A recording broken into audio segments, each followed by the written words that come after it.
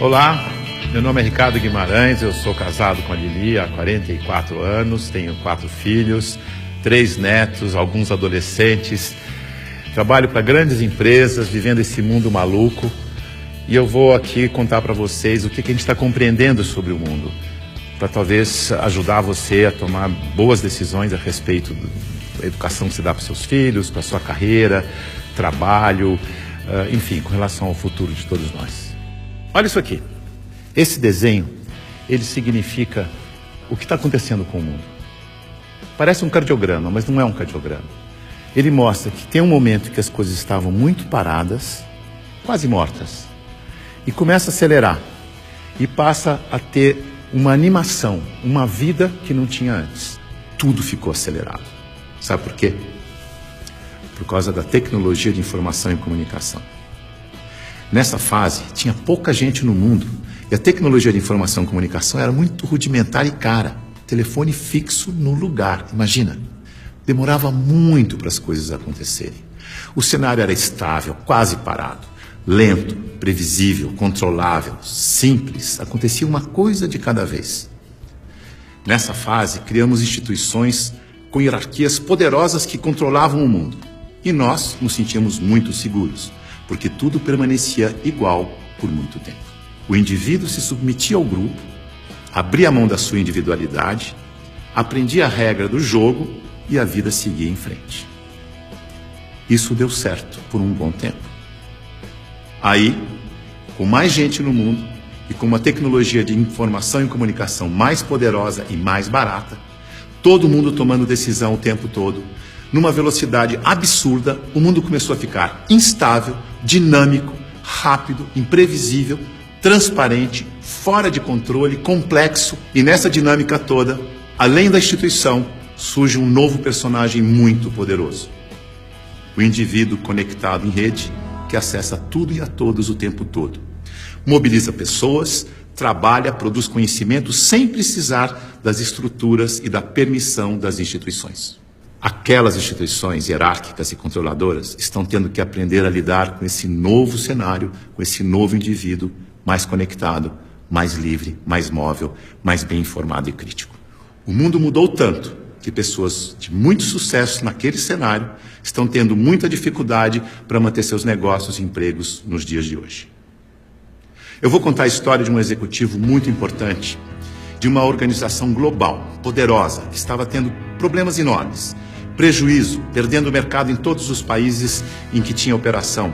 Tinha brigas políticas internas entre departamentos, entre regiões, escândalos públicos, corrupção no financeiro e tudo acontecendo ao mesmo tempo, com toda essa transparência ao vivo e a cores do tempo real. Esse grande executivo viu aquele cenário e disse: eu não dou conta dessa complexidade, dessa velocidade, dessa transparência toda. Eu me demito. Aqui está ele. É o nosso querido Bento. O Bento foi sucedido por um outro executivo, que parece que foi feito sob encomenda para lidar com essa época de tanta inovação, onde o indivíduo tem que ser mais autônomo, mais senhor de si, não se submeter à instituição, mas, pelo contrário, liderar a instituição. Chico aceitou o desafio. Aqui está ele, de um jeito fácil de comparar e ver a diferença entre ele e o Bento. Veja que o Bento está arcado, submetendo ao protocolo e às regras da instituição. O Chico está mais senhor de si. Para ele ajudar a igreja, ele tinha que mudar a igreja.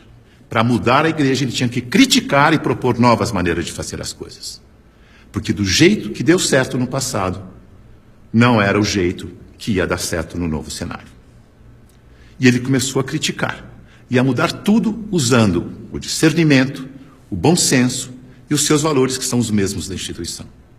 A cadeira, por exemplo, ele pediu uma cadeira mais simples, mais leve, mais prática, que ele mesmo pudesse carregar. A roupa, uma roupa que fosse fácil de vestir, leve, simples e confortável.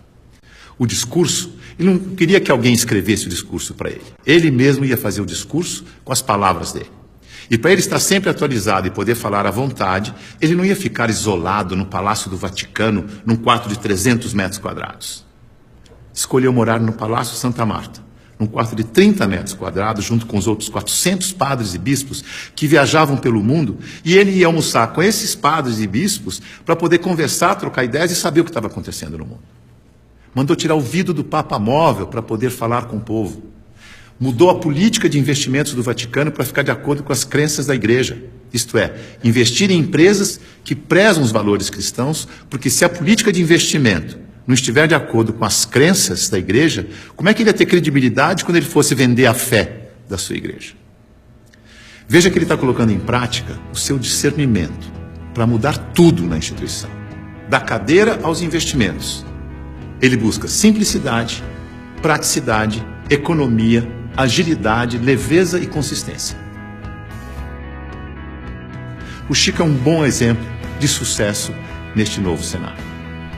A mudança é tão grande que os historiadores dizem que está terminando a sociedade industrial e está começando a sociedade do conhecimento, a sociedade em rede, a sociedade do indivíduo conectado em rede. É uma época de transição e nós estamos aqui, exatamente no meio dessa transição. Veja o que está acontecendo. Neste ambiente estático, estável, a boa empresa funcionava como um relógio, uma engrenagem sem vida, isolada do ambiente, tic-tac, tic-tac, tic-tac, onde o empregado era uma peça da engrenagem. O futuro era igual ao passado. Na medida em que o ambiente foi ficando mais mutante, mais veloz, novidade a toda hora, imprevisível, a empresa tem que se atualizar, aprender e evoluir o tempo todo para não desaparecer. Não é mais conservar, mas é adaptar-se, aprender, evoluir. Não pode ser um relógio que se repete eternamente igual, mas um sistema vivo, aberto, interativo, que aprende e evolui sem parar. E as pessoas não podem ser peças de engrenagem que se repetem sem pensar. Tem que ser células vivas, sensíveis, críticas, interativas, que trocam ideias, sugerem soluções, como o Chico. A boa notícia é que a gente sabe gerenciar muito bem os sistemas vivos. Sabe por quê? Porque nós somos sistemas vivos. Somos feitos de sistemas. Sistema respiratório, sistema endócrino, sistema ósseo, sistema digestivo. Sistema é um conjunto de elementos que trabalham de forma interdependente com um propósito comum. Como o nosso corpo. O ponto mais importante para a saúde do nosso corpo é a interdependência. Veja no seu próprio corpo. Nossos órgãos trabalham de forma interdependente, sempre em busca do equilíbrio do corpo. Esse é o propósito. Se um órgão declara independência, e isso se chama câncer, o corpo entra em colapso. A integração entre os órgãos desaparece. A energia do corpo se esvai, não consegue mais interagir com o ambiente, nem reagir aos estímulos. Como sistema aberto, ele vai sucumbir ao cenário. Então, se você quer trabalhar numa empresa de sucesso neste cenário, ajude a funcionar como um sistema vivo aberto. Você sabe, porque você é um sistema vivo aberto. Mas aqui vão algumas dicas para ajudar. Use o seu discernimento, seu bom senso e intuição. Confie em você. Promova a integração e a interação, onde você estiver. Seja sensível a informações relevantes para aperfeiçoar seu trabalho e a empresa. E o mais importante de tudo, reconheça que a realidade é interdependente. E por isso precisa da participação de cada um e de todos para resolver os seus problemas. Lembre-se, a boa gestão da interdependência garante a boa saúde do seu corpo e da corporação. Mais uma dica, não deixe as pessoas confundirem autonomia com independência. Autonomia significa que você tem consciência de que faz parte de um todo maior e por isso você pode falar pelo todo. Por isso pode ocupar cargos de responsabilidade na hierarquia. Independência é quando você não se reconhece como parte do todo e olha só para a sua parte, colocando o todo do sistema em risco de colapso. Independência ou morte deu certo no século passado. Neste século, o certo é interdependência ou morte. Veja a evolução das relações na empresa e no mercado. No começo, a hierarquia era absoluta. Poucos mandavam e todos obedeciam como crianças obedientes. Não tinha concorrente, mas precisava de canal para vender.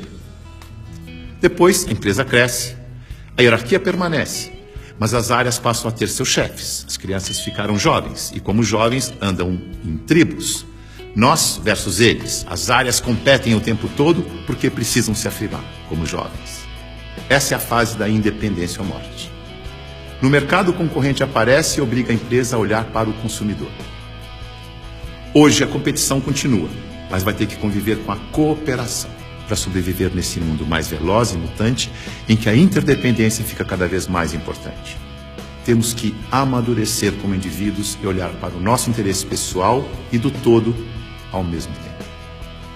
O Papa Chico, quando falou do meio ambiente na sua encíclica, ele não falou com os cristãos apenas. Ele falou com todos que vivem neste planeta, que ele chamou de a nossa casa. É isso aí. É nós, junto e misturado. Essa é a real. Esse é o futuro, com as pessoas mais valorizadas, mais bem informadas e fazendo melhores escolhas para suas vidas. Boa sorte.